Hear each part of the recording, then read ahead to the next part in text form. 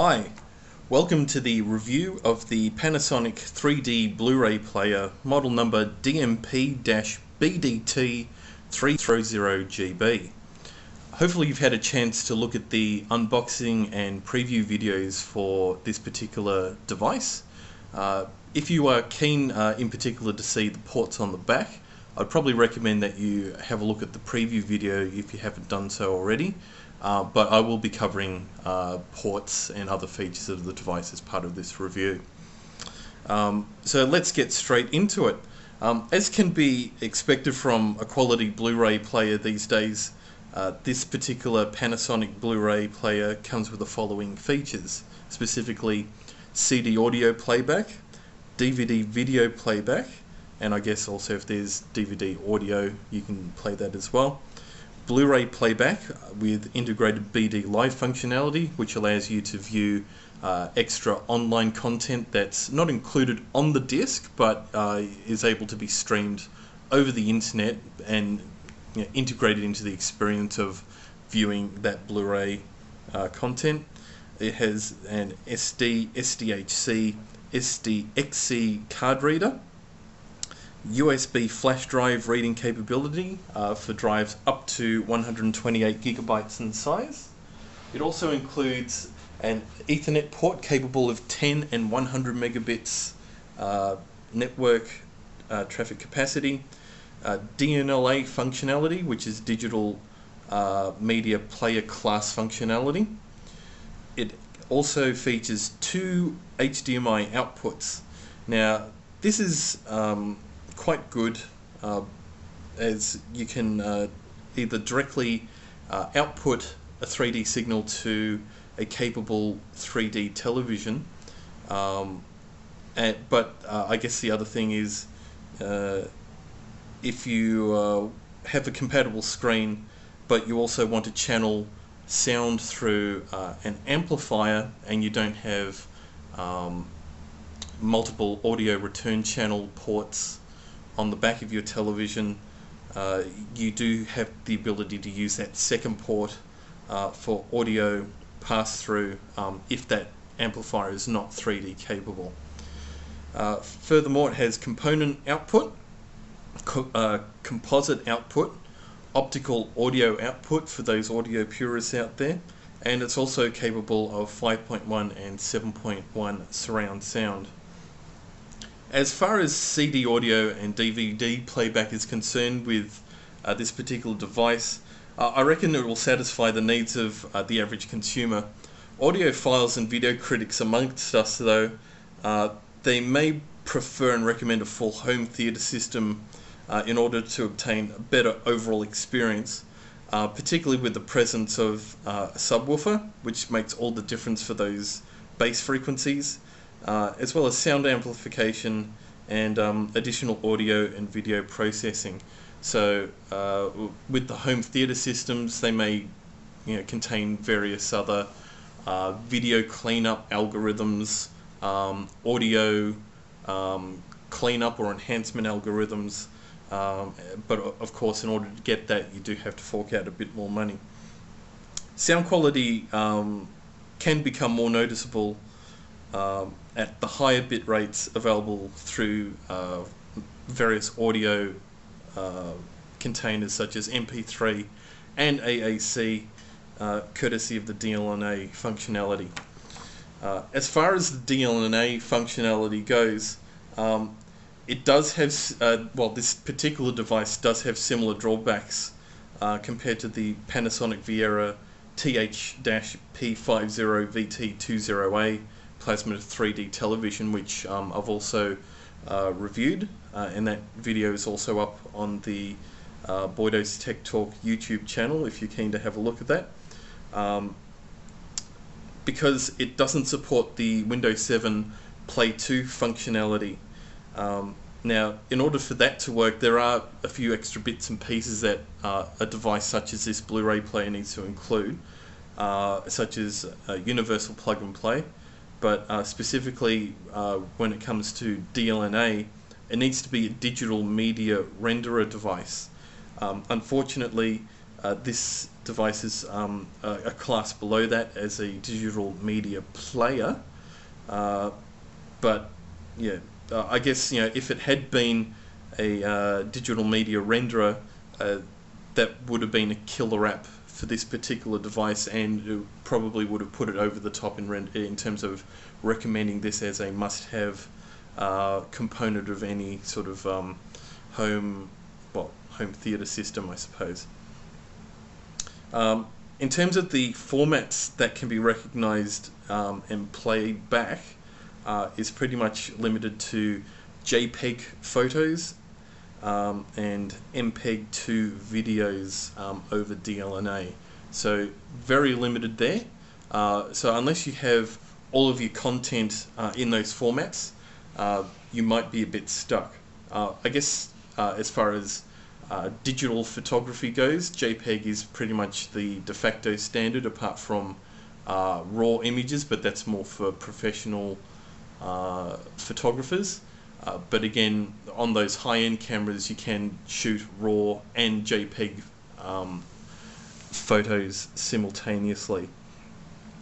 The Blu-ray Player also includes media player functionality. So it can play AAC files, unprotected ones, AVCHD, DivX, JPEG, MP3, also unprotected, and MPEG-2. So most people will have videos in H.264, MPEG-2, MPEG-4 or MKV formats, which are quite noticeably absent from the available playable list of codecs.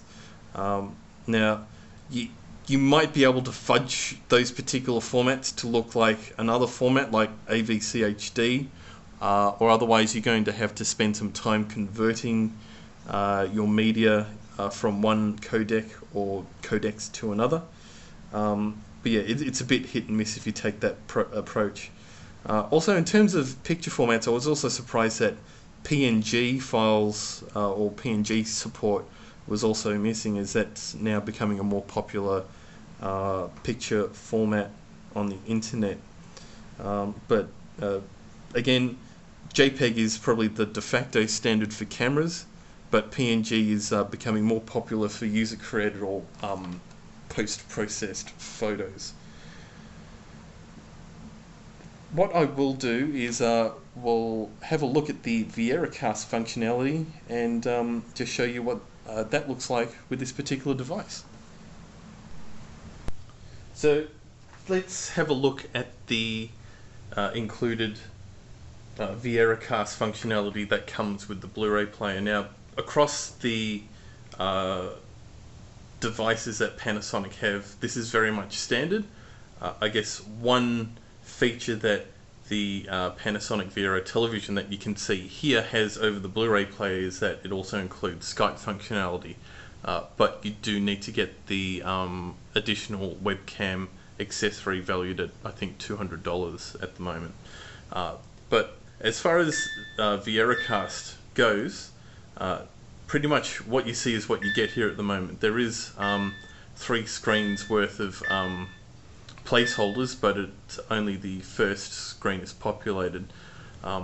Going from the top left, you can see that there's weather, you have YouTube, Bloomberg if you're interested in your shares. You can jump straight to a Blu-ray disc if you've got one loaded, which I don't at the moment. Picasa web albums, and also there's an included Twitter client in here as well. So I'll give you a quick look at the Twitter client. Now, it is a bit slow, so you do need to exercise some patience, but having said that, you could probably save yourself quite a bit of time if you just went straight for like your phone or your computer or an iPad or something like that. So basically I can see all of the tweets from the Boydo's Tech Talk Twitter stream, and yes, that's a very annoying noise, and apart from muting the television, there's no other way you can turn it off. So I might just actually mute that so we're not getting annoyed by that. So again, there's not too much. It's a very bare metal client, so you can go down and see everything in your Twitter stream and load everything that you want.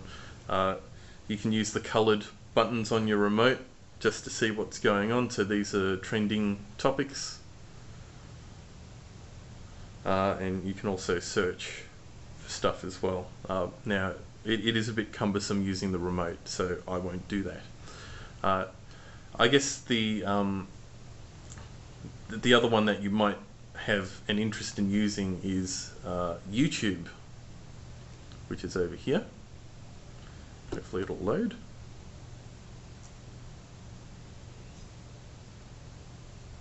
There we go. And just to keep it quick, we'll go to featured videos.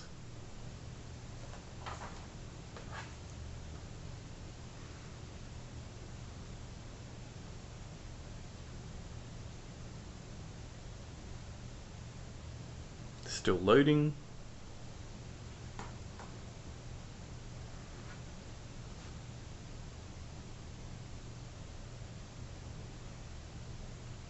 So we'll just pick the first one there. Off we go. If you want to go full screen, you can do that quite easily.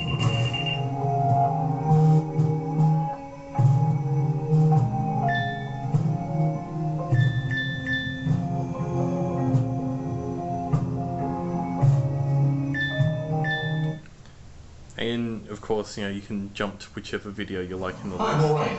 Creator of SimCity, Sims, or a lot of other video games. More recently, executive producer on a show called Bar Karma. So I won't muck around too much there, but it does work. Again, perhaps a bit cumbersome. It might actually be quicker to hook up your computer with an HDMI cable, and you'll have much better control over the media that way. Also, there's Picasa web albums. Now, I don't actually have a Picasa account, so I don't have any photos to show you, but needless to say, it will work in a fairly similar way to how YouTube works if you don't have a login. So you can look at all the featured photos or web albums if people have composed an album, and you can pick and choose off the screen. So let's get a look at maybe this one. So that's not too bad.